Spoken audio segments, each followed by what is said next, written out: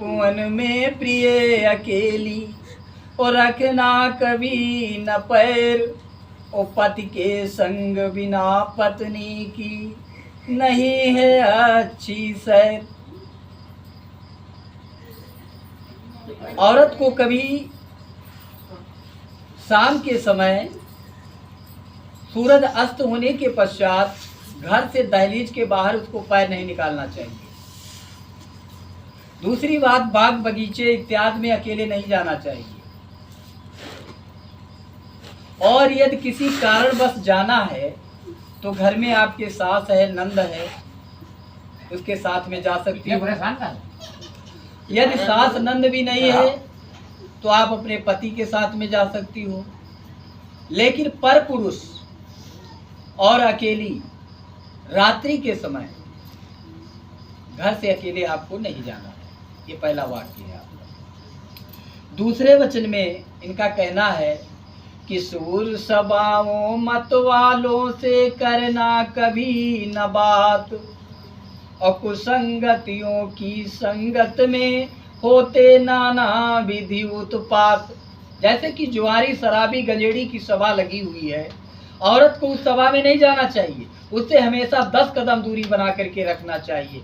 ऐसे व्यक्ति के पास जाने से पतिव्रता धर्म जो है वो नष्ट हो जाता है। इसलिए अपने पतिव्रता धर्म का पालन करना, अपनी मर्यादा के अंदर रहना, और ऐसे व्यक्ति के पास कभी मत जाना, चाहे जितना आपन सगा संबंधी हो, जिससे हमेशा 10 कदम दूरी रहे।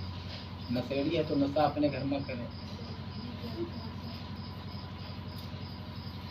तीसरा वचन है, इनका क्या कहना है कि बे पूछे अर बिना बुलाए मैं के हो न पयान, और अपने आप कहीं जाने में कम होता है मान।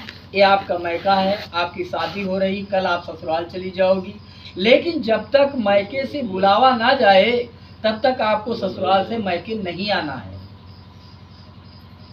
आपके पिता, आपके चाचा, आपके भाई चाहे जितना बड़ा उत्सव करें, जब तक आपके पति के नाम का कार्ड निमंत्रण ना पहुंचे तब तक आपको वहां से नहीं आना। कितना भी घोर संकट पड़े, दुख को सहना, पति पत्नी एक मय होकर के रहना। आपके चाचा पहुंचे, पिता पहुंचे, भाई पहुंचे, ताऊ पहुंचे, कोई भी पहुंचे, आप उनके साथ में आ सकती हो। लेकिन पर पुरुष के साथ में और अकेली कभी ससुराल से मैके को आपको नहीं आना। यदि आना है तो आप अपने पति के साथ में आ सकते हैं, लेकिन पर पुरुष के साथ में ससुराल से मैके नहीं आना।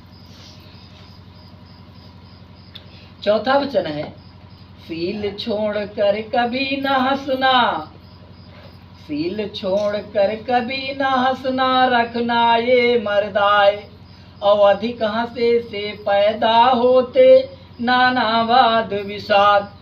औरत की हंसी उतनी ही अच्छी होती है कि उसकी आवाज घर से बाहर नहीं निकलनी चाहिए, दहलीज के बाहर नहीं निकलनी चाहिए।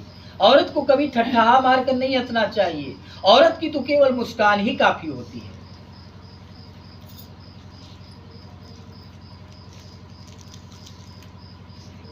पांचवा वचन है, पति कैसा भी हो तुम करना सदा प्रेम व्यवहार, पति कैसा भी हो तुम करना सदा प्रेम व्यवहार, ओ पंडित जी बतलाते हैं ये नारी धर्म की बात। अपना पति परमेश्वर है, भगवान के समान है।